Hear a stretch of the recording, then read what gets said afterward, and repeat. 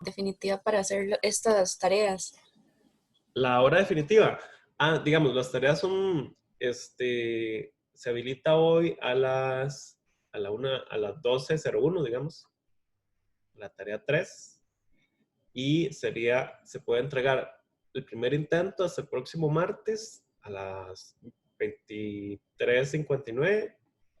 Y de ahí se habilitaría la próxima intento desde el martes en la noche, digamos, 12:01, o sea, más bien miércoles 12:01, hasta el sábado correspondiente a las 11:59, que diga. Entonces, eso sería un poco como la tónica. Profe, y Ajá.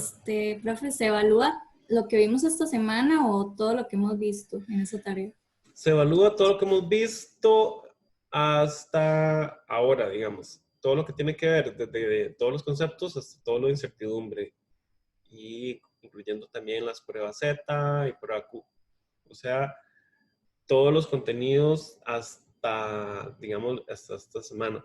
Sería lo que entraría en esa tarea.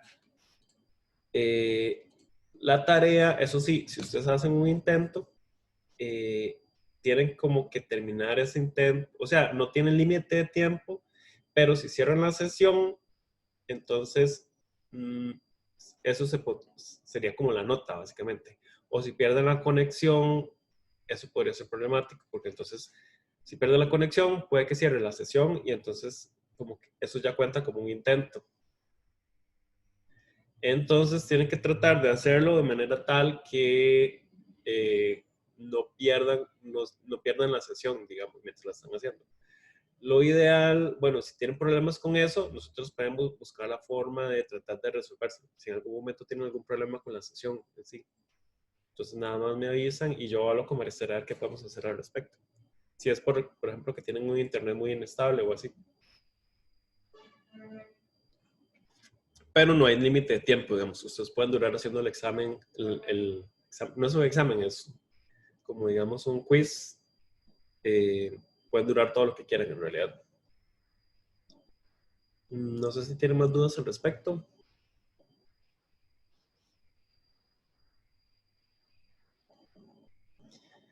¿Qué más?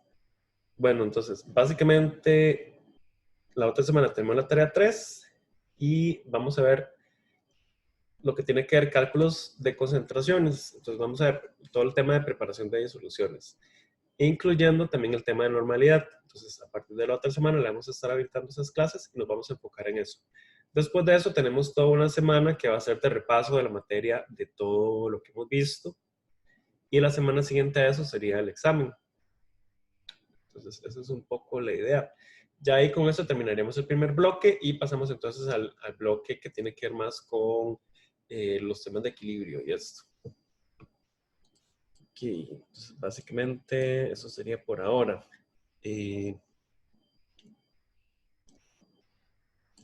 las clases de esta semana ya habíamos hablado de la parte que era pruebas para eliminación de datos anómalos. Yo les había subido a la clase en donde habíamos combinado las dos cosas.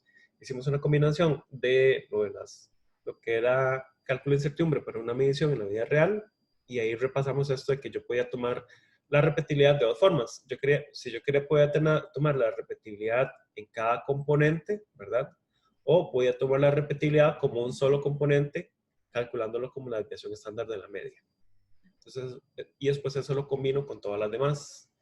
Entonces, eran las dos opciones. Y normalmente en la vida real más bien se utiliza esta segunda opción, ¿verdad?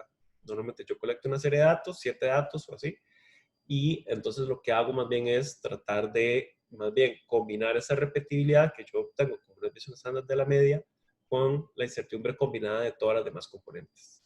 Y normalmente, de hecho, la repetibilidad usualmente es más grande que los otros componentes. Es como lo típico, usualmente es un poco más grande. De hecho, muchas otras metodologías, nosotros utilizamos esta metodología para calcular la incertidumbre, que es la metodología europea. En realidad, la metodología de Estados Unidos es más sencilla, porque la metodología de Estados Unidos solamente toma en cuenta la repetibilidad, no toma en cuenta las otras componentes que nosotros tomamos en cuenta. Entonces, sin embargo, el país decidió adoptar la norma europea. Entonces, por eso es que tenemos que hacer todos estos cálculos de incertidumbre tipo B. En las normas de Estados Unidos solamente se toma en cuenta la incertidumbre tipo A, básicamente, y es mucho más sencillo. Puede ser que en algún laboratorio en los que trabajemos, cuando ustedes sean profesionales, etcétera, les digan, bueno, aquí es una empresa de Estados Unidos, entonces usamos en realidad la norma de Estados Unidos porque es donde exportamos. Entonces, que más bien, cuando ustedes lleguen y hagan análisis ahí, más bien lo hagan utilizando la norma de Estados Unidos. Eso va a depender mucho del lugar donde ustedes, digamos, trabajen y así. Pero el punto con todo esto es decirles que existen diferentes posibilidades de hacer las metodologías. No necesariamente una metodología es mejor que la otra, etcétera, sino que está muy regido por normas. O sea, al final de esto al final de cuentas, todo esto de, eh, de los cálculos de incertidumbre son en realidad acuerdos, ¿verdad? La gente llega a acuerdos y dice, bueno, lo calculamos de esta forma, lo calculamos de esta otra, para que cuando nos comuniquemos sepamos de qué estamos hablando entre nosotros. Y dentro de eso que estamos hablando, también es muy importante el tema de validación. No sé si algunos de ustedes tuvieron chance de buscar información, cuál es la diferencia entre validación y acreditación, por ejemplo. En esta parte hemos dicho, había esta parte que decía acreditación versus validación. No sé si alguien encontró algo que me comparta por ahí. O alguien que tenga experiencia, no sé, tal vez alguno de ustedes ha tenido alguna experiencia con algo así parecido, o no sé, o ha escuchado algo. Profe, yo no sé si tenga sentido lo que voy a decir, pero bueno, en el curso de Principios de Tecnología de Alimentos, Ajá. Fuimos a hacer una visita a una empresa que produce jugos. Ujú. Entonces la profe nos había dado como una lista de ciertas tareas que había que revisar. Por ejemplo, que el baño estuviera en condiciones óptimas, que el cambiador pues no se combinara pues la ropa de trabajo con la ropa de las personas. Entonces no sé si de alguna manera una validación o la palabra en sí sea como unas tareas donde uno pueda como demostrar cierta situación. Ajá. Un poco la idea va por ahí, digamos. Eh, cuando estamos hablando de hacer análisis, por ejemplo, de hecho estos términos por ejemplo, de acreditación tienen diferentes implicaciones, ¿verdad? Ustedes han visto que, por ejemplo, existen carreras que están acreditadas. Entonces, hay una carrera que está acreditada, entonces, ¿qué quiere decir eso? Bueno, que pasó por lo que se llama un proceso de acreditación. Ahora, ¿qué implicaciones tiene ese proceso de acreditación? Para una carrera, por ejemplo, se analiza que cumpla una serie de estándares. Pueden ser estándares a nivel nacional o estándares a nivel internacional. Entonces, ¿cuáles son esas? Por ejemplo, que diga, para que una carrera pueda ser acreditada, tiene que tener laboratorios digamos, una carrera química, digamos, laboratorios para cada área de la química. Los laboratorios tienen que tener al menos tales instrumentos. Por ejemplo, los profesores que dan los cursos tienen que tener mínimo grado de maestría. Y así una serie de condiciones, ¿verdad?, que se deben cumplir para poder ser acreditados. Pero usted no se puede acreditar solo, ¿verdad? La acreditación tiene que ser otorgada por alguien más. Entonces, ¿qué pasa cuando usted se acredita? Viene un ente exterior y analiza todas las situaciones que están pasando en ese lugar que se quiere acreditar. Y entonces les va a pedir a ustedes pruebas. Dicen, los profesores, no sé, 90% tienen grado de maestría. Entonces tiene que enseñarle quiénes son los docentes, cuáles son sus estudios, cuáles son sus títulos, etc. Y así van revisando cada punto, porque hay toda una lista de cosas. Y esas cosas pueden ser no solo técnicas, pueden ser también, por ejemplo, de carácter administrativo. Por ejemplo, un proceso de acreditación les pueden decir, bueno, para que esta carrera esté acreditada, un requisito es que los profesores se reúnan todos los meses y hagan, no sé, una evaluación el desempeño de la carrera o algo así por decirlo. O que hagan reuniones para evaluar el cumplimiento de los compromisos para la acreditación o cosas así por el estilo. Entonces, puede ser que no sea no necesariamente cosas técnicas, como decir, como que los laboratorios cumplan ciertas condiciones. También puede ser que digan, bueno, si se quieren acreditar, tienen que cumplir con el requisito de que tienen que reunirse todos los meses también. Entonces, pueden ser requisitos, inclusive a veces administrativos, inclusive de relación con la industria, por ejemplo, etcétera, ¿verdad? Pero va a depender mucho, o sea, la acreditación puede aplicar a muchos ámbitos, ¿verdad? Desde eso, acreditar carreras, también se pueden acreditar, por ejemplo, análisis. Entonces, de hecho, existe también una diferencia ahí, porque en el área de la química, ¿verdad? Yo puedo, por ejemplo, validar un método. Entonces, validar un método va a ser un proceso técnico en su esencia, digamos. Es un proceso técnico en donde yo, por ejemplo, tomo una metodología y lo aplico a un tipo de muestra.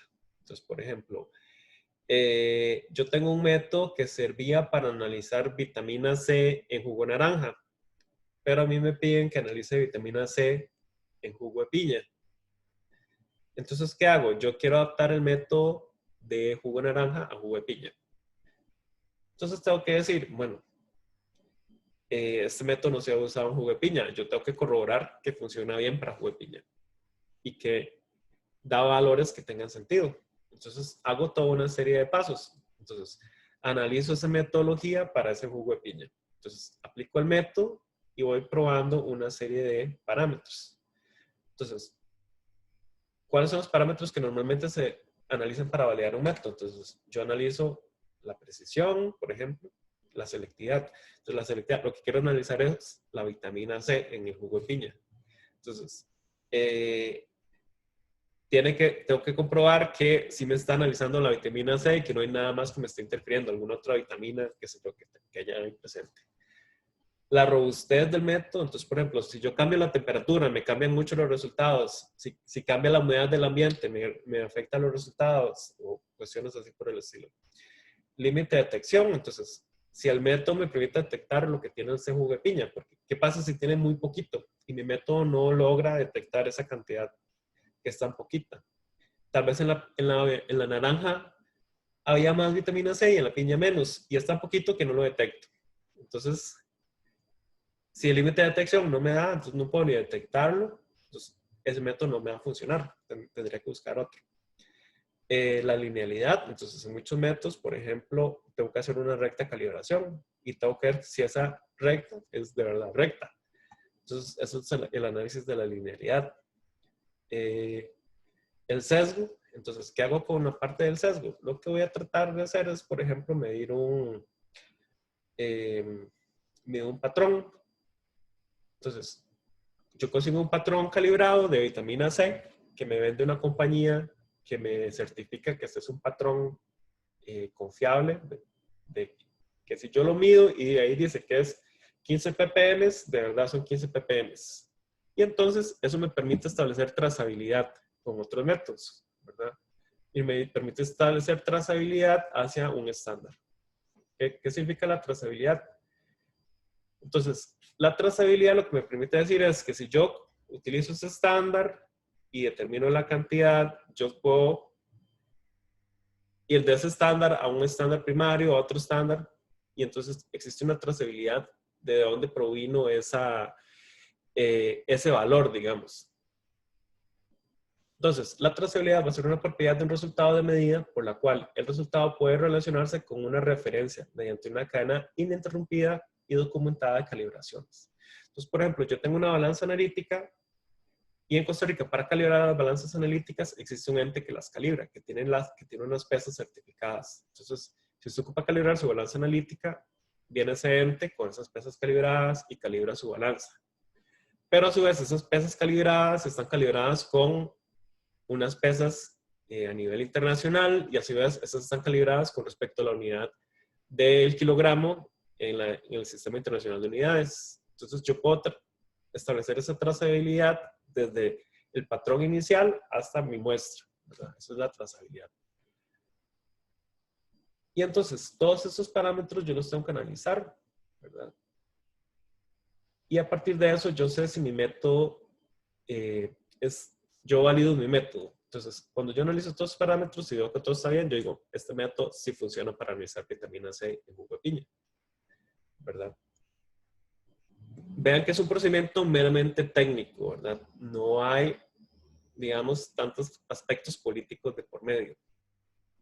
Entonces, cuando estamos hablando de acreditación, la acreditación tiene aspectos políticos, más bien, ¿verdad? ¿Por qué? Porque yo de fijo tengo que hacer todo esto para acreditar un método, ¿verdad? Todo eso yo lo tengo que hacer para acreditar un método. Pero además tengo que comprobarle al ente acreditador que yo lo hice y que me dio bien. Entonces tengo que mostrar las pruebas a ellos porque al final ellos son los que me van a decir lo hizo bien o lo hizo mal, o tiene razón o no tiene razón. Entonces de nada sirve que yo lo haga y no se lo muestre al ente acreditador y que ellos no me crean, ¿verdad? Porque al final de cuentas ellos son los que me van a dar la acreditación. Entonces ellos van a tener un grupo de expertos que van a analizar todos esos parámetros y otras cosas, digamos. Por ejemplo, puede ser que ellos me digan, para que un método esté acreditado, puede que uno le diga, si usted quiere mantener este método acreditado, tiene que medir un patrón cada semana para que esté seguro que todas las semanas está midiendo las muestras correctamente. Entonces, usted compra un patrón certificado y está corroborando que el método no esté cambiando con el tiempo. Entonces, si usted quiere acreditarse y llegar a un proceso de reacreditación, o sea, porque la acreditación también tiene un plazo de vencimiento, entonces normalmente dice que este método está acreditado, pero por un año. Al año usted tiene que aplicar otra vez para ser acreditado. ¿Y qué tiene que demostrar usted? Que usted logró mantener el método funcionando bien por todo ese año, que no hubo lo que se llaman como inconformidades, ¿verdad? Por ejemplo, que usted no cumplió con lo que usted se ha comprometido para mantener el método acreditado. Entonces, al final de cuentas, hay toda una regulación detrás, ¿verdad? Y tiene que haber todo un comité que esté encargado de que ese método se mantenga acreditado. Y es un proceso en realidad muy tedioso y sumamente complejo. Pero ¿por qué es importante acreditar, por ejemplo? Porque eso asegura calidad, ¿verdad? ¿Y por qué es importante la calidad? Bueno, ¿qué pasa si yo, en lugar de estar analizando esto, estoy analizando un medicamento? Entonces yo necesito acreditar un método que esté relacionado con un medicamento porque ese medicamento puede afectar a las personas. Entonces yo necesito asegurar calidad. O, por ejemplo, en el centro de investigación donde trabajo, que es en el SELEC, ellos hacen el análisis de combustibles, ¿verdad? De todo el país. Ellos van a todas las gasolineras del país, toman muestras y analizan que todo esté bien con la gasolina. Entonces, todos sus métodos tienen que estar acreditados, porque si no están acreditados, ¿qué va a pasar? Que esto tiene implicaciones legales. ¿Qué pasa si usted analiza el combustible de una gasolinera y la gasolinera no cumple con los requisitos? Van a apelar, obviamente, porque si no le cierran la gasolinera. Van a decir, no, eso lo midieron mal. Pero si usted dice, no, el método está acreditado y aquí hay una trazabilidad, aquí hay todos los criterios más estrictos y no hay forma que eso esté mal porque todo está súper bien controlado. Analizamos un patrón todas las semanas, esto lo comparamos con referencias internacionales. No hay forma de que ellos digan eso está mal medido, ¿verdad? Porque está acreditado por un ente internacional o un ente nacional. Y entonces no hay forma que ellos puedan apelar eso si usted llega con los papeles mostrándoles no. Y entonces, ¿qué pasa? Que entonces eso tiene implicaciones legales porque ustedes pueden cerrar la gasolinera, por ejemplo. Entonces, ese es un ejemplo de por qué en algunos casos es sumamente importante estar acreditado. ¿Por qué? Porque si hay implicaciones legales de por medio, usted necesita probar que las cosas están bien hechas. Que no hay posibilidad de que su incertidumbre esté mal calculada, por ejemplo. Entonces, que en lugar de ser así, sea así, ¿verdad? Eso es parte de lo que es importante en estos casos. Y es muy posible que muchos de ustedes terminen trabajando en áreas como esta, ¿verdad? De calidad. Por ejemplo, en el centro de investigación donde yo trabajo, en el SELEC, los encargados del área de calidad, en realidad uno era un ingeniero agrónomo y la otra muchacha creo que también era ingeniera, no sé si ingeniera agrónoma o inclusive no sé si era ingeniera de alimentos. Pero ellos decidieron irse por el área de calidad, porque al final para hacer estas cosas de calidad no necesariamente uno tiene que ser químico ni tiene que ser de una profesión en sí, sino que es lo que usted tiene que estar, digamos, llevar las certificaciones en las normas que están relacionadas con estos aspectos. Ahora, hay una diferencia muy importante entre acreditar y certificar, y es que un laboratorio puede estar certificado bajo una norma. Normalmente lo que se utiliza más ahorita son las normas ISO. Entonces, por ejemplo, muchas empresas transnacionales están acreditadas en normas ISO. Entonces, están estas normas que es como la 14, ¿cuál era el nombre? 14483, creo que es algo así, o 14083, que es como la norma para productos biomédicos. Entonces, eso es una norma ISO que está relacionada con el desarrollo de productos biomédicos. Entonces, todas esas empresas como, ¿cómo se llaman esas que están en el Coyol? Que hacen como cosas biomédicas. No sé si alguien ha escuchado. Como Boston Scientific y como todas estas, siempre tienen que trabajar bajo estas certificaciones, ¿verdad? Internacionales. Pero lo que está certificado es, digamos, la institución en sí, o el ente o la industria. La acreditación se hace por análisis. Entonces, pues, si usted acredita un análisis, no quiere decir que todos los análisis de su laboratorio están acreditados. Usted solo acredita cada uno por aparte. Entonces, todo este proceso engorroso que les estaba hablando tiene que hacerse para cada análisis que usted haga en el laboratorio, si es que usted necesita que cumplan con esos parámetros, ¿verdad? Entonces, ¿cuáles entes en Costa Rica se encargan de hacer eso? Entonces, van a haber varios entes, ¿verdad? Hay una ley de calidad, ¿verdad? En Costa Rica, que es el 8279, y bajo esa ley se crearon varias entidades. Entonces, por ejemplo, está el ECA, que es el Ente Costarricense de Acreditación, está el ACOMET, que es el Laboratorio Costarricense de Metrología, y por ejemplo está INTECO. INTECO se encarga de hacer las normas a nivel de Costa Rica. Entonces, se toman normas internacionales y se tropicalizan al contexto de Costa Rica, básicamente. Entonces, eso es un poco de cómo se relacionan todos estos aspectos. Porque siempre si ustedes van a trabajar en una industria, ¿verdad? Sea una industria de alimentos, sea una industria biomédica, etcétera, siempre va a haber de por medio, para la industria es muy importante todo este tema de calidad y lo que tiene que ver con acreditaciones y certificaciones. ¿Por qué? Porque esto va a representar, aunque la calidad sea un gasto, ¿verdad? Desde el punto de vista que tiene que contratar gente especializada para que se encargue de hacer estos procedimientos, etcétera, y además que cuesta dinero, pero esto ayuda a asegurar calidad al final de cuentas, porque termina siendo más caro si, por ejemplo, usted no tiene buenas normas de calidad y saca un producto biomédico dañado al mercado, esto puede afectar que usted lo demanden como empresa, ¿verdad? Y le puede salir más caro que inclusive pagar la calidad en sí o desarrollar un sistema de calidad. Y también va a afectar la reputación de su empresa, a final de cuentas. Entonces, es mejor invertir en desarrollar un sistema de calidad que permita evitar o que sea más probable que se eviten estos casos que pueden afectar la reputación de una empresa, porque eso es casi que irrecobrable. Cuando una empresa comete ese tipo de errores, va a afectar demasiado su imagen. No sé si alguien tiene alguna pregunta o algún comentario al respecto.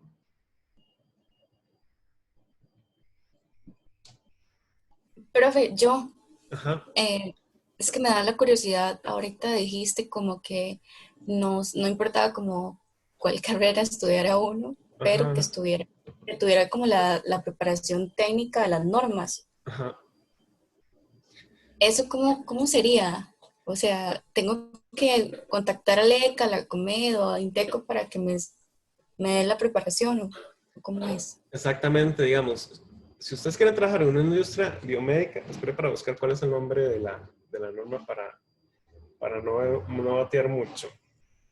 Era la 14385, es la norma, por ejemplo, para productos biomédicos. La norma para certificación, ¿verdad?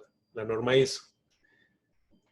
Entonces, si ustedes quieren trabajar en una industria biomédica, por ejemplo, y ese es su objetivo de vida, lo primero que les digo es métase a cursos de la certificación 14385. ¿Por qué? Porque si ustedes llegan a buscar trabajo y le dicen, yo ya tengo esta certificación, va a ser como un plus enorme, así. Entonces, por ejemplo, ustedes se pueden meter acá a INTECO.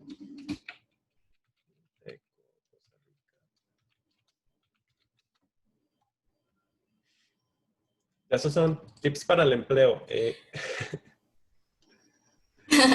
Profe, perdón, es que de Ajá. verdad está muy interesante esto. Aún si uno no se ha graduado y tiene esta norma, ¿de Ujú. verdad lo tomarían en cuenta? ¿Usted qué opina? Em, Vieras que no sé, depende mucho del área. Porque, por ejemplo, es que hay normas para todo, digamos. Yo puedo decirle, por ejemplo, para el área de informática, en el área de informática también se trabaja con muchas normas ISO. Entonces, si usted va a trabajar, por ejemplo, en el área de calidad en informática, e informática es un área en la cual toda la gente, la mayoría de mis amigos estudiaron informática y todos están trabajando y ninguno ha terminado la carrera, pero eso es muy típico en informática, ¿verdad? En informática la gente comienza a trabajar y va estudiando paralelo. La mayoría se mete a la UNED y van ahí estudiando y están trabajando a la vez. Porque informática es así, si usted en el segundo año de carrera ya usted comienza a trabajar, básicamente. Es como lo típico que sucede.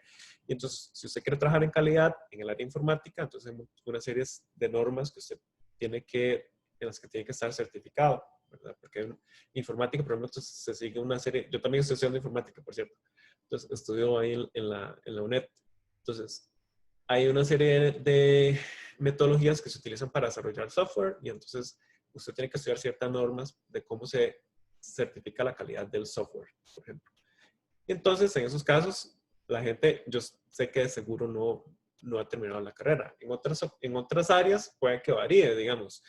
Yo le puedo decir que en el área de química es más dificultoso, por ejemplo, conseguir trabajo sin haber sacado el bachillerato. Puede que sea un poco más difícil. Pero también le puedo decir que es mucho más difícil conseguir trabajo si usted tiene más que un bachillerato, ¿verdad? Porque normalmente los trabajos en química son para bachilleratos o licenciados. Si yo tiene una maestría, a ellos ya les parece como que usted está sobrecalificado, por ejemplo, en muchas empresas. Entonces, por ejemplo, ustedes pueden venir aquí a Inteco y en Inteco hay diferentes cursos. Entonces, por ejemplo, ven, aquí es estándares, certificaciones y también esta parte de training. Entonces, aquí tienen esos trainings y ustedes pueden buscar hay cursos en línea. Entonces, tienen como todo un cronograma en realidad. Entonces, cursos de auditor, cursos de las normas, etcétera. No sé si aquí tienen precios. Bueno, normalmente son carillos, ¿verdad? $255 o así, dependiendo de lo que a ustedes les interese del área, ¿verdad? Pero si ustedes tienen como esta perspectiva laboral, pues si ustedes llegan y dicen, yo tengo bachillerato en no sé qué, pero tengo la certificación en calidad en tal área, entonces ustedes, eso les podría servir si están interesados en trabajar en un área como esta, ¿verdad? Ellos en las empresas aprecian mucho la gente que tiene conocimientos en el uso de estas normas, ¿verdad? Entonces es una opción que normalmente nunca se menciona mucho en el área de química analítica, pero también está toda esta parte de normas es muy importante para el área de la industria, en realidad. Yo no sé mucho de esa área, en realidad, porque no es tanto mi área. Yo siempre he sido como más académico en ese sentido y nunca he trabajado realmente como en una industria en sí, pero sí es como lo que me han dicho mis compañeros, bueno, María Esther, la otra profesora, ella sí ha trabajado en la industria, ella siempre me ha recomendado de que les hablemos a los estudiantes un poco de esto porque es importante también desde el punto de vista laboral. No sé si tiene más consultas.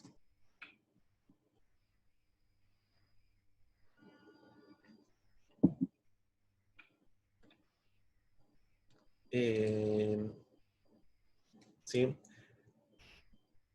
Si estas recomendaciones en el área laboral, obviamente yo lo recomiendo muchísimo también pensando en esa área, obviamente siempre la parte de idiomas, inglés es fundamental, ¿verdad? Muchas veces uno sale de los colegios públicos y no recibió muy buen inglés, entonces sí es sumamente importante que mientras estén estudiando traten de mejorar su inglés, aunque ahora la mayoría de gente tiene bastante buen inglés, pero sí es sumamente importante. Si quieren buscar trabajo fuera, inglés es súper importante. Y cada vez se hace más y más importante el área de informática, o sea, tener conocimientos de informática se vuelve cada día más y más importante. Y esos van a ser los empleos en realidad del futuro, ¿verdad? van a estar muy relacionados con informática. Entonces, inclusive ahorita en la misma educación, en verdad ha cambiado demasiado y ahora los mismos educadores tenemos que vernos así uno con la informática, a final de cuentas. Y así van a ir modificándose bastante los empleos en el futuro, ¿verdad? Enfocándose cada vez más a la informática. Entonces, sugerencias de cosas que pueden hacer paralelas a la carrera: acreditaciones, idiomas, informática, ¿verdad? Es sumamente importante. Inclusive hay muchos cursos a veces libres y todo que dan como de cuestiones como de Python y este tipo de cosas, por ejemplo. Bueno, ya me fue demasiado por la tangente. No sé, ¿qué más? ¿Algún comentario?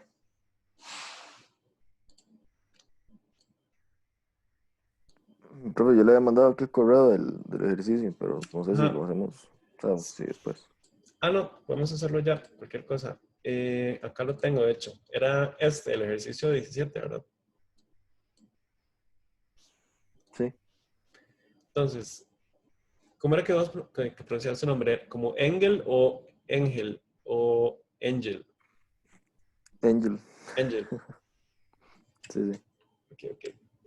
Entonces, vamos a resolver este ejercicio que está por acá. Entonces, ¿qué es el ejercicio? Está en la práctica que se les había dado a ustedes. Ah, por cierto, ya les subí el examen del semestre anterior para que lo revisen. En ese examen no les subí todavía las respuestas para que si quieren ir haciendo intentos así, de momento intenten ustedes y si tienen dudas, cualquier cosa, yo les subo las respuestas después. Entonces, la pregunta esta dice: se prepara una disolución patrón de cromato de potasio basándose en la información suministrada en el cuadro de abajo. Calcule la concentración de la disolución en milimol por litro de dicromato de potasio y su correspondiente incertidumbre expandida con un nivel de confianza del 95%.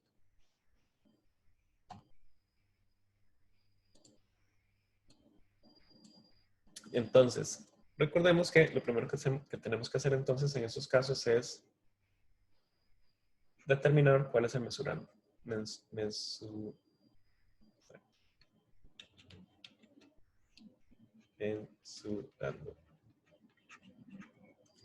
Entonces, necesitamos determinar la concentración en milimol por litro de dicromato.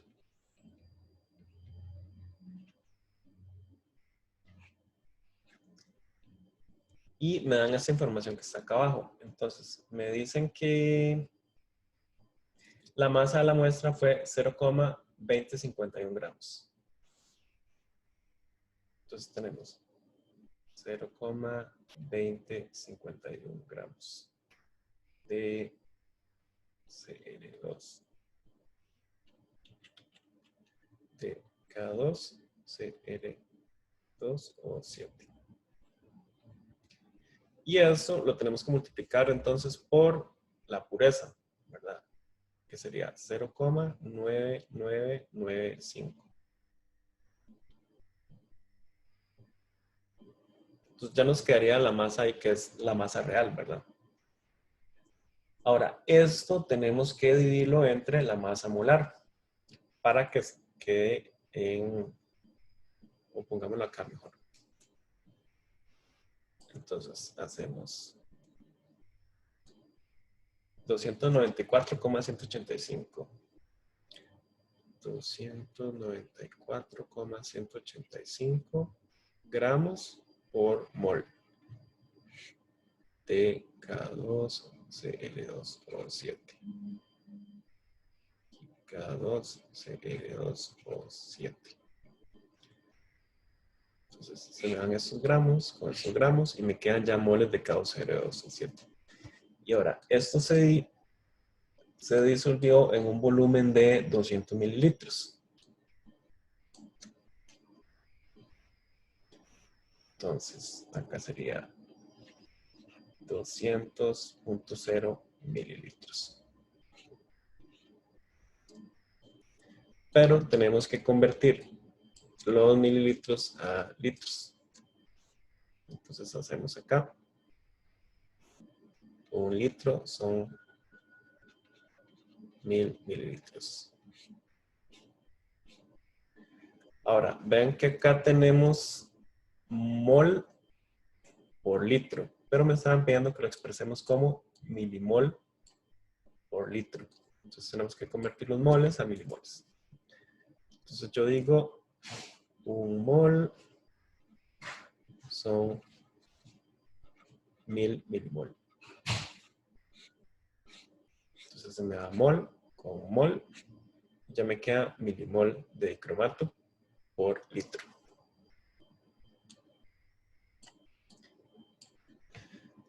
Y también siempre cuando uno hace esto, es bueno entonces poner cuál es la fórmula del mensurando. Entonces la fórmula del mensurando sería la masa del dicromato multiplicado por la pureza, multiplicado por 1000, multiplicado por 1000. Aquí se me dan mililitros con mililitros, me quedan litros. Aquí se me queda milimoles. Ajá. Y esto dividido entre el volumen de 200 por la masa molar del dicromato. Entonces, con eso ya podemos identificar en la fórmula del mensurando cuáles serían las diferentes componentes, ¿verdad? Entonces, por un lado tengo la masa, tengo la pureza, tengo el volumen y tengo la masa molar.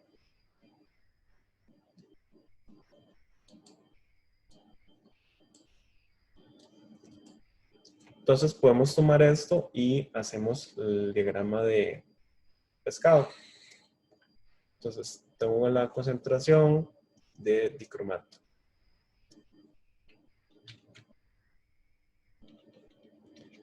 ¿Verdad? Y entonces dijimos, acá tengo la contribución de la masa. Tengo la contribución de la pureza. Tengo la concentración de el volumen y tengo la contribución de la masa molar. Entonces ahora sí, veamos cuánto son cada uno de estos componentes. No sé si alguien ya hizo este cálculo por ahí que lo vaya haciendo para mientras. A ver cuánto le da. ¿Cuánto les da eso? A ver, la masa, vean que la masa tenemos una tolerancia a la balanza, ¿verdad? Pues tenemos una componente de tolerancia y tenemos una componente de repetibilidad. A ver. Dice que les da 3, Bianca dice que da 3,484158. Ok. Y entonces, bueno, tenemos los componentes de la masa que son repetibilidad y tolerancia. Y dice que la masa se pesó por diferencia. Entonces, apuntemos aquí que fue por diferencia, porque eso va a significar que tenemos que tomarlo en cuenta 2 veces. La pureza, pues la pureza nada más es la pureza. Y el volumen vamos a tener, no sé si me faltaba algo del volumen. Ah, bueno, no, el volumen me lo dan 200,0 y ponen 0,1. Que esa es la incertidumbre estándar, me dicen.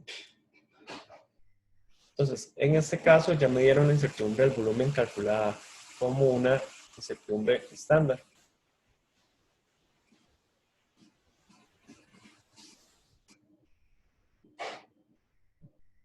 O sea que tengo 200,0 y aquí con 0,1. Eso ya es la incertidumbre estándar. Entonces ya está reducida. Y me falta la de la masa molar. Entonces, la de la masa molar ya me la dieron con una incertidumbre expandida. Entonces, esta también ya me la dieron. Entonces, vamos haciendo el cálculo de cada uno por parte. Entonces, voy a copiar esto y me lo traigo para abajo.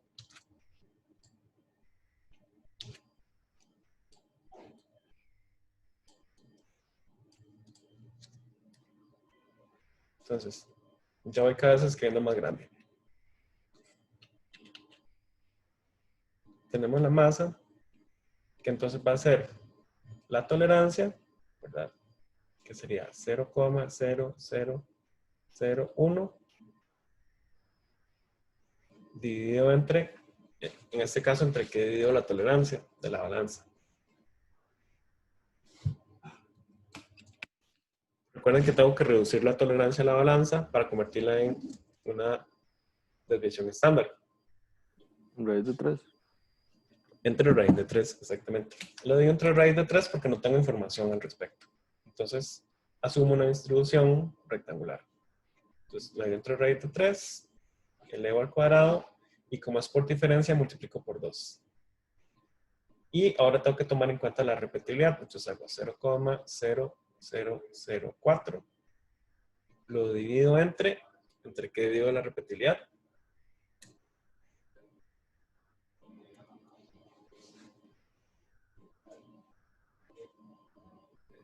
Entre nada. Entre nada. No. Entre nada, ¿verdad? Porque es una repetibilidad, entonces ya es una incertidumbre tipo A y es una incertidumbre estándar. Entonces nada más la elevo al cuadrado y la multiplico por 2 por ser por diferencia.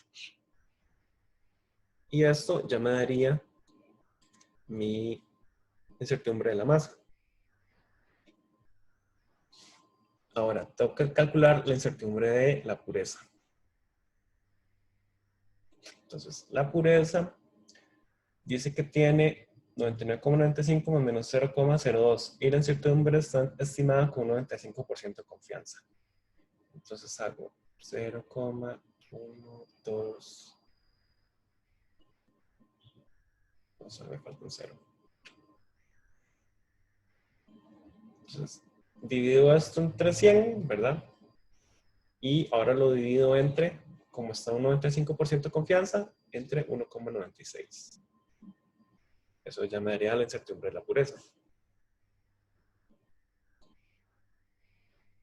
Luego tengo que calcular la del volumen.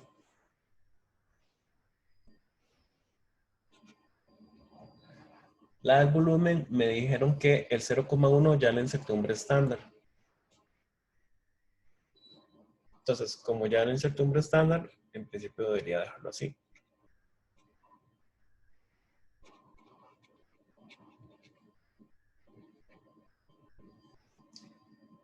Y después, la de la masa molar, me dicen que es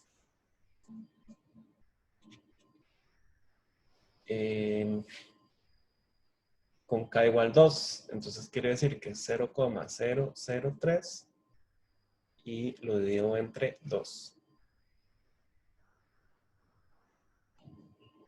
Entonces, si calculamos cada uno de estos componentes,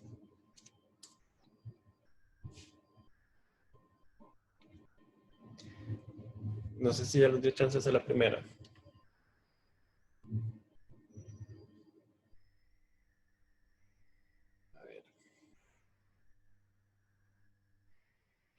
Voy a ir haciendo las otras para mientras. Sería 0,232 dividido entre 1,96. Eso me da...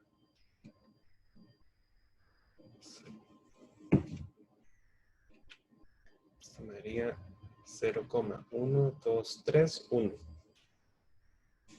Esta sería 0,1. Esta sería 0,0015. Y no sé si ya les dio chance de hacer la de rojo. A mí me dio 4,0824 por 10 a la menos 4. 4, 0824. pongámoslo entonces como 4 Bueno. por 10 a la menos 4. Entonces, Ajá. ok. Entonces ya ahí tenemos todas las componentes. Entonces quiere decir que ahora tenemos que combinarlas. Entonces, hago S de Y es igual a 3,484158. Profe, a mí no me dio No me dio eso, A pero ver, no sé si lo hice mal. vamos a ver. Sería Profe, sí, 0,123 me faltó poner el segundo 2. dividido entre raíz de 3. Ah, sí, Da 5,7. 5,7. Entonces sería 6 por 10 a la menos 4. Así. Ah, bueno, me faltó el menos. 6 por 10 a la menos 4. Sí, sí, ahora sí. Ok, entonces ese ya sería y, que sería esto, ¿verdad? Multiplicado por la raíz de 6 por 10 a la menos 4. Dividido entre la masa que era 0,2051.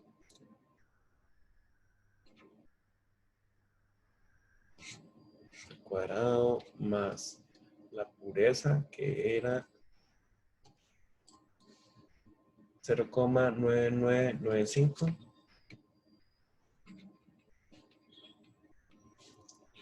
dividido entre, no sé por qué puse eso arriba, 0,1234 dividido entre 0,9995. Esto cuadrado.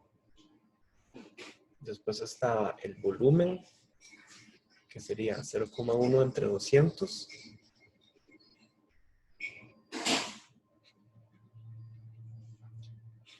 Al cuadrado. Y por último, la masa molar, que sería 0,015 dividido entre la masa molar que era 294,185. 294,185 al cuadrado, raíz de todo esto. Así al resolver todo eso. 6 por 10 a la menos 4 dividido entre 0.23 dividido entre 0,9995 cuadrado más 0,1 dividido entre 200 cuadrado más 0,015 dividido entre 194,185 al cuadrado, raíz todo eso por 3.484158 me da 0,01.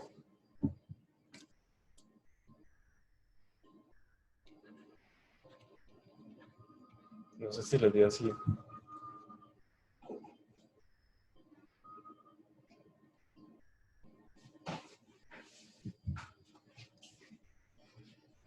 A mí sí. Entonces, esa sería la incertidumbre combinada, ¿verdad? Entonces, la expandida será igual a 0,02. Entonces, el resultado lo reportaremos como 3.48.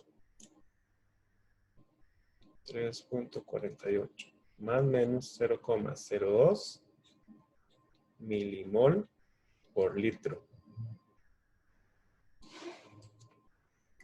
Con K igual 2 para un 95% de confianza.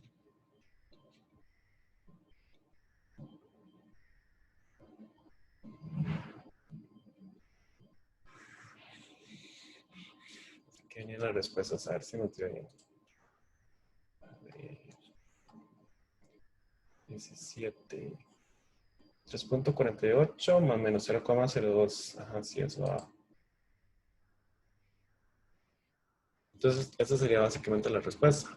Vean que siempre hay como que adaptarse dependiendo de lo que le dan unos datos iniciales, porque normalmente en el volumen teníamos que calcular la repetibilidad, tenemos que tomar en cuenta la tolerancia y el efecto de la temperatura. Pero en este caso ya no lo dieron calculado. Entonces, nada más somos el valor ya calculado que nos dieron acá. Entonces, hay que estar como siempre abierto, como adaptarse dependiendo y saber identificar qué es el dato que me están dando también. Y si tengo que reducirlo, si no tengo que reducirlo. No sé si tenían alguna otra duda, bueno, con este problema o con algún otro ejercicio de la práctica.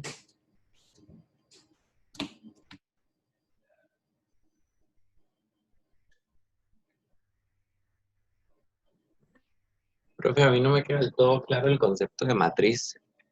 Concepto de matriz. La matriz va a ser básicamente cuando usted colecta una muestra, por ejemplo, bueno, muestra típica, una muestra de agua, digamos. Usted toma una muestra de agua y le interesa analizar en esa agua, por ejemplo, contenido de, no sé, sodio, por ejemplo, ¿verdad? Típico, por ejemplo, para saber, de no sé qué tan, o hablemos de otra cosa tal vez más típica, calcio. Digamos, uno a veces quiere analizar cuánto calcio hay en el agua para saber, eso es lo que determina un poco el sabor del agua y también eso que se llama la dureza, ¿verdad? En algunos países donde se tienen aguas muy viejas, ¿verdad? Y con viejas me refiero a que normalmente son aguas que están en roca mineral muy antigua, ¿verdad? Como decir, en países como España, que son países como muy áridos, esas aguas, como están mucho tiempo en esa roca antigua, adquieren mucho calcio. Y entonces normalmente dicen que consumir mucha esa agua es malo porque puede producir cálculos en los riñones, ¿verdad? Entonces, en muchos países existen límites de cuánta cantidad de calcio tiene que haber en el agua, ¿verdad? Porque si usted toma tanto calcio, puede ser, no es que le va a dar después de un año, pero después de 10 años de tomar de esa agua, puede pasar que ya sí se le hacen piedras así en los riñones demasiado. Entonces, por eso es que muchas veces se hacen análisis de aguas para determinar esos minerales. Entonces, si usted analiza calcio, normalmente muchos de los métodos para analizar calcio, también las rocas normalmente si tienen calcio, también tienen magnesio. Entonces, esos son compuestos muy digamos, metales muy parecidos que siempre vienen como en conjunto. Entonces, si usted hace un método para determinar calcio, por ejemplo, por precipitación, casi que siempre de fijo, si usted precipita el calcio, le va a precipitar también el magnesio. Y entonces, ese efecto del magnesio va a afectar su medición de calcio, al final de cuentas. Y entonces, pero puede ser que no solo ese, igualmente usted va a tener otros minerales, va a tener ahí sodio, cloruro de sodio, muy posible, porque muchas rocas que contienen cloruro de sodio, o puede tener fosfatos, muchas piedras tienen fosfato, ¿verdad? Y entonces, todos esos combinaciones, toda esa mezcla de cosas que están en esa agua, que no es un alito calcio, eso es lo que se le va a llamar la matriz de la muestra. Entonces, esa matriz puede afectar mucho, al final de cuentas, sus resultados finales. Entonces, muchas veces es importante para usted como analista también conocer un poco cuál es la matriz de su muestra. ¿Por qué? Porque también si yo preparo una curva de calibración, yo quiero tratar que mi matriz de la curva de calibración se parezca lo más posible a la matriz de mi muestra. Entonces, si yo preparo mi muestra y mi muestra tiene esa matriz que tiene magnesio, cloruro de sodio y fosfatos, y yo preparo mi muestra que nada más tiene calcio y agua destilada, muy posible puede pasar, por ejemplo, que sean un poco diferentes sus resultados, ¿verdad? Debido a ese efecto de esa matriz que tiene varias cosas.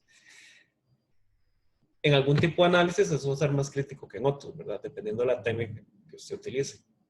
Pero la matriz, entonces, básicamente va a ser todo eso que yo tenga en mi muestra, que no es necesariamente, no es mi analito que yo quiero determinar, ¿verdad? Sino que es todo lo demás que está ahí mezclado. Que siempre va a existir, digamos, porque es muy difícil que yo tenga una muestra que contenga solo lo que a mí me interesa analizar. Siempre va a tener un montón de cosas más. No sé si más o menos, o más bien me fui muy por la tangente. No, todo bien, gracias, más bien. Pero ya. ¿Alguna otra duda que tengan? Recuerden que la otra semana ya comenzamos con tema nuevo, que va a ser el tema de concentraciones y un poco lo de normalidad. Entonces, lo ideal sería como que traten de aclarar más que todo, como la otra semana también está el quiz o tarea, que tratemos de aclarar la mayoría de dudas de estos temas pasados de incertidumbre, ojalá como para inicios de la próxima semana, y así ya continuar más enfocados en el siguiente tema, que es el de concentraciones. No sé cómo les ha ido con Profe, yo tengo varias preguntas, Sí, adelante. pero estoy un toque atrasada, o sea, ni siquiera he llegado como a ver esta parte, digamos, por mi cuenta. Ajá. Pero, digamos, en los ejercicios, Ujú. es que yo estoy viendo como los ejemplos de los videos de la otra profe, donde dicen como, ok, esta incertidumbre es de tipo A y B, pero supongo que eso no me lo van a decir, sino que yo lo tengo que saber y tengo que clasificarlas antes de trabajarlas, digamos. Sí, pero en realidad es fácil como clasificarlas, porque la incertidumbre de tipo A va a ser las que usted tiene por medidas de repetibilidad. Entonces, usted hace muchas réplicas en el laboratorio y a partir de esas réplicas calcula, por ejemplo, la desviación estándar de la media. Esa es incertidumbre tipo A. Todas las demás incertidumbres normalmente son tipo B. Entonces, ¿qué van a ser las incertidumbres tipo B? Por ejemplo, me dicen la tolerancia a la balanza es tal. Eso es tipo B. Me dicen la tolerancia a la pipeta es tanto. Eso es tipo B. Me dicen el efecto de temperatura en el volumen también es tipo B. Prácticamente todas las demás fuentes de incertidumbre, la pureza, siempre cuando compro un reactivo químico viene con una pureza y con una incertidumbre de la pureza. Esa incertidumbre es tipo B porque es reportada por el analista, o sea, por el laboratorio que creó ese patrón. Entonces, lo que a mí me reportan y yo no me di, digamos, directamente, normalmente siempre va a ser tipo B. Entonces, todas esas otras componentes siempre van a ser tipo B. Lo que es comunicado hacia mí, digamos, es como la forma como diferenciarlo. Entonces, si vienen un certificado de calibración, si vienen en los datos del instrumento o esa información que me provee en documentación, normalmente es tipo B. Ok, todo bien. Otra cosa es que no sé qué distribución tengo que asumir para la parte de reducción. O sea, bueno, yo sé que si me dan el porcentaje, el nivel de confianza es la primera, pero si no, no sé cuándo es una o cuándo es la otra. Ajá. Entonces, eso siempre es como lo que cuesta más como esta parte, digamos, como acostumbrarse a saber identificar cuál es cuál.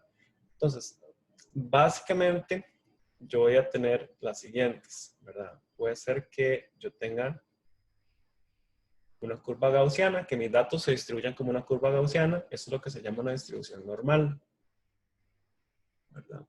Entonces, esa distribución normal va a tener diferente. Entonces, yo puedo reportar los datos con diferentes lo que se llama niveles de confianza. Entonces, normalmente el nivel de confianza que se utiliza es el de 95%, que en realidad es como 95,4%. A ese nivel de confianza, entonces, para reducir la incertidumbre, yo tengo que dividirla entre 1,96.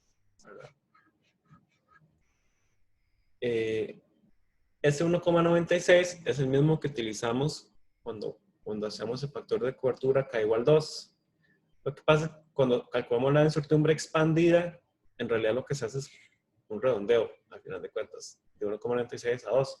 Nada más que tradicionalmente, siempre en el laboratorio, lo de K igual 2 solo se ha utilizado para la expandida.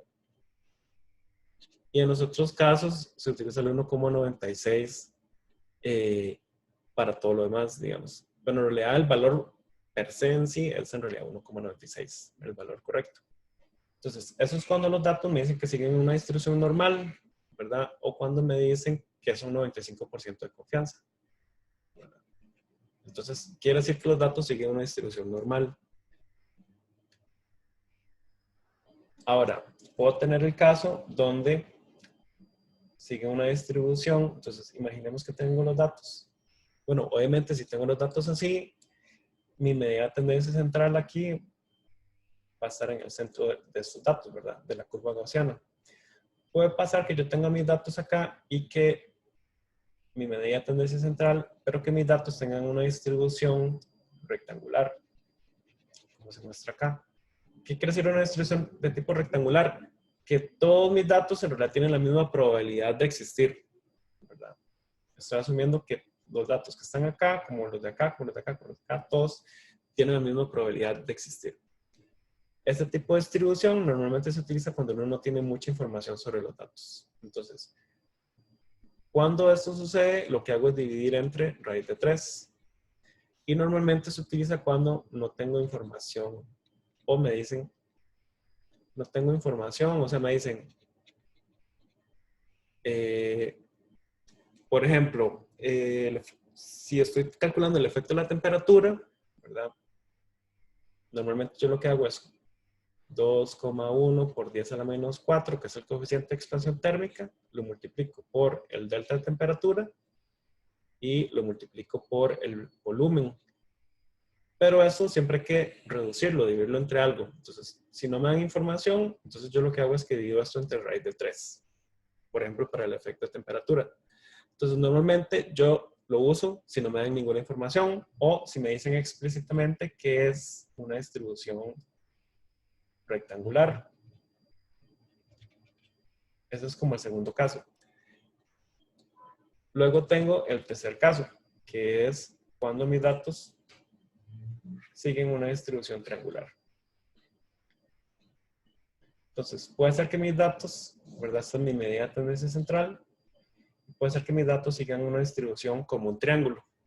Esto lo que quiere decir es que mis datos en el centro son mucho más probables que mis datos en los extremos, ¿verdad? Aquí en el puro extremo es casi que 0 la probabilidad.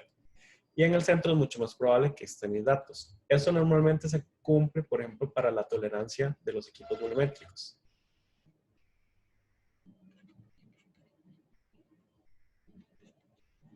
Entonces, por eso es que para la tolerancia de los equipos volumétricos se utiliza esta distribución. Y normalmente lo que hace es que se divide entonces entre raíz de 6. Entonces, ¿cuándo utilizo esta? En estos casos, en equipos volumétricos, en la tolerancia, o que me digan explícitamente que la distribución es triangular.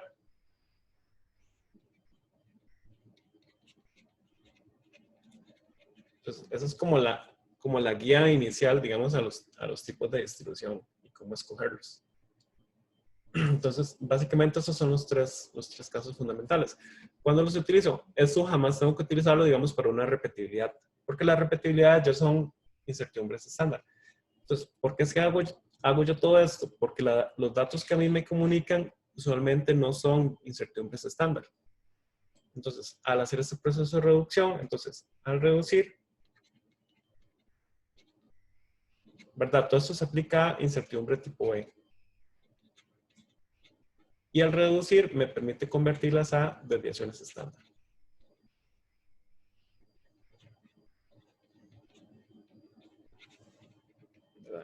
Entonces, digamos, si no es una distribución normal y no es un equipo volumétrico, yo asumiría que es rectangular.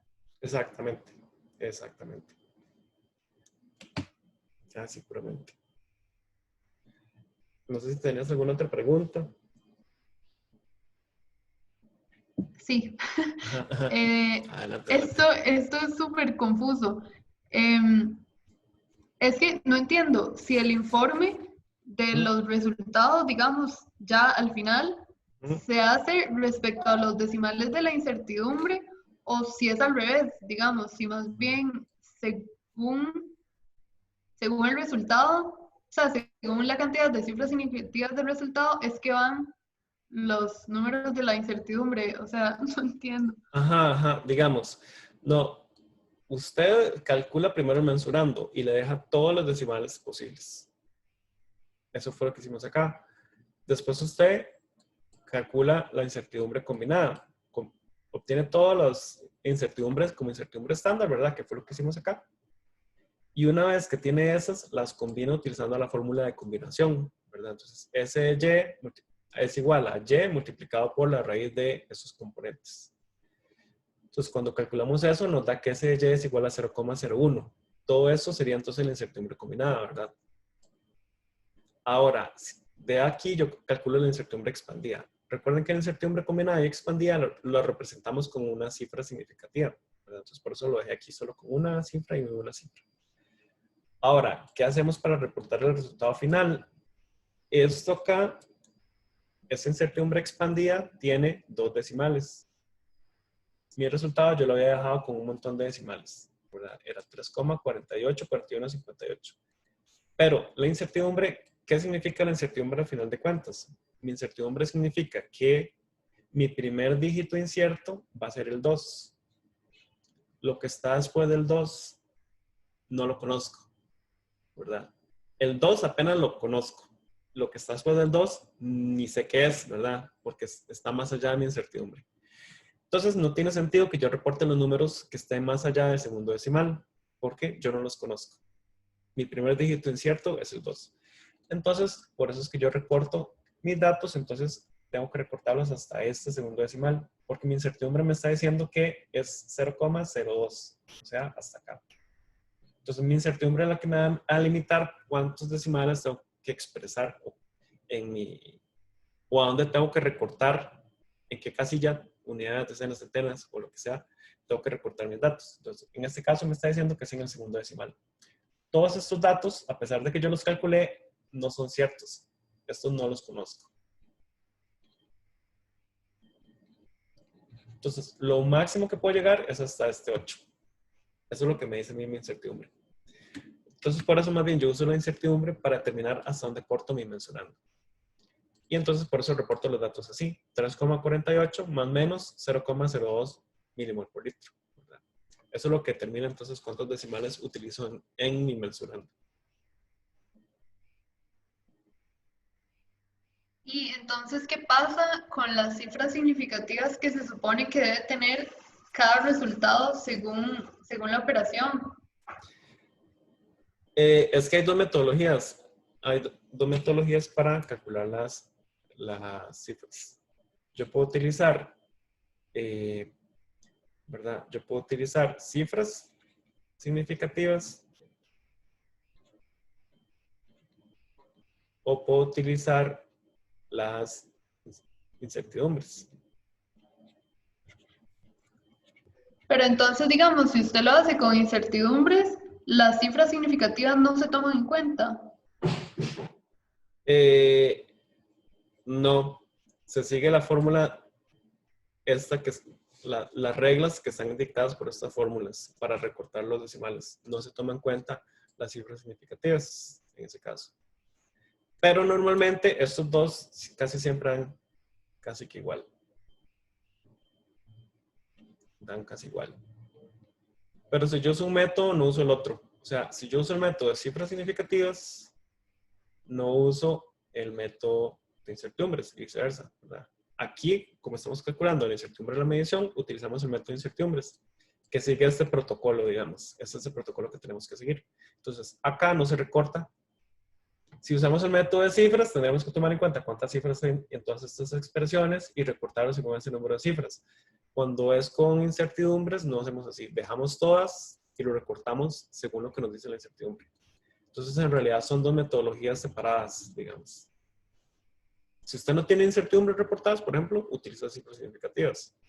Pero siempre que usted tenga incertidumbres y quiera reportar los resultados con su incertidumbre, utilizamos este método, que tiene todo este protocolo que hemos venido desarrollando, ¿verdad? Entonces, va a depender de eso. Por ejemplo, si usted les ponen problemas en un examen y no les dan incertidumbres, pero les dice, use siempre cifras significativas, entonces utilizan el criterio de cifras significativas. Básicamente son dos metodologías de recortar cuántos números puedo reportar yo. Entonces, uno es cifras y otro es incertidumbres. Ok, gracias. No sé si tenés alguna otra consulta. No, yo creo que ya. Yo tenía una pregunta con respecto a lo del factor de temperatura. ¿Eso Ajá. se considera solo para los equipos volumétricos? Solo se considera para equipos volumétricos, exactamente. ¿Y qué es lo que multiplica uno, digamos, es el volumen del equipo por el Ajá. factor de expansión del vidrio, ¿no? Ahora sí. Ese es el Y factor hay de otra presión. cosa. La temperatura. El volumen, la temperatura, ¿verdad? Porque este coeficiente, ¿verdad?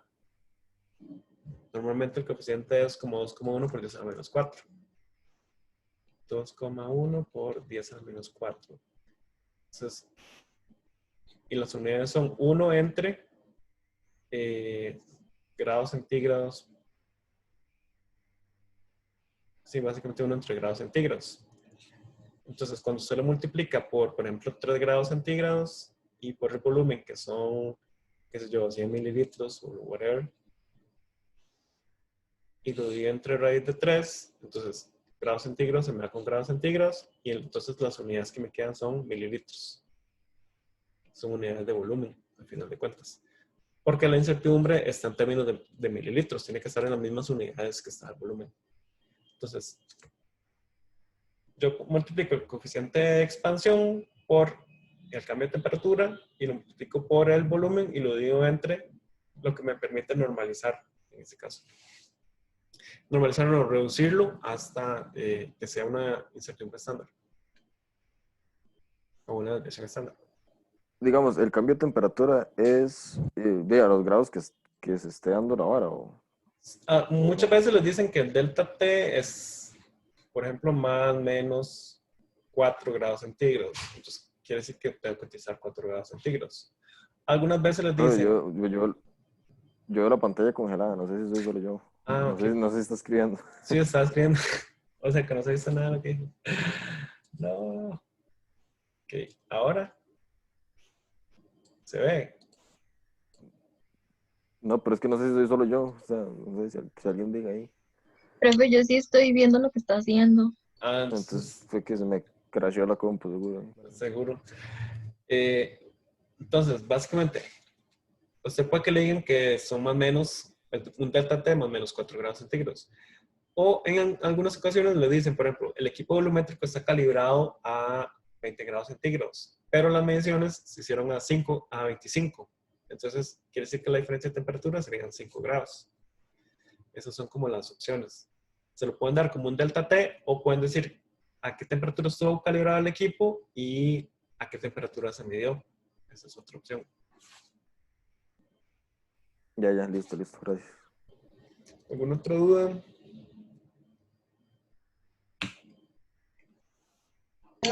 Profe, una duda con respecto a la tarea. Bueno, me imagino que la tarea es como, no sé, marque con X o respuesta corta, o no sé si habrá como partes de desarrollo donde uno pueda, no sé, como que hay un ejercicio tipo no sé si habrá una tarea donde uno tenga que desarrollarlo o así. No, los ejercicios no son de desarrollo. Son ejercicios de marque con X, son ejercicios de complete en algunas ocasiones, o pueden ser de falso y verdadero.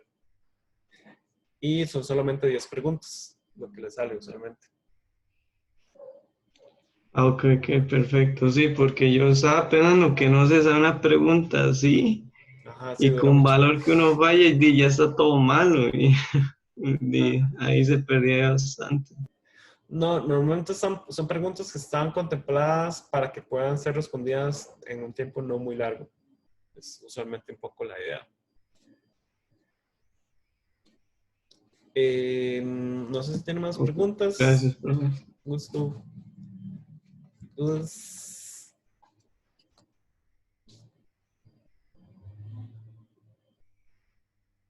¿Qué más? Bueno, si no hay más dudas por hoy, si gustan lo dejamos por acá. ¿Cuándo son los grupos del examen, profe? La otra semana ya les paso los grupos. Ya comenzamos a hacer el examen, ya hicimos las preguntas y la otra semana ya les hago los grupos y se los paso. No nos trate concho, ¿ah? Con el examen. No anda huevo. Les hice una pregunta súper bonita, así, muy bonita. No, eso no es la idea. Van a ver que las preguntas las tratemos de hacer lo más entretenidos y sobre todo que ojalá sean cosas que ustedes puedan como usar en algún momento. Ok, ¿qué más?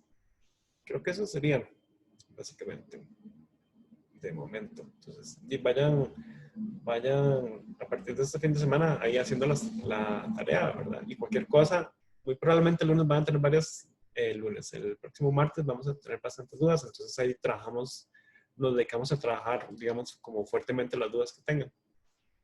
Y entonces nos vemos el próximo martes.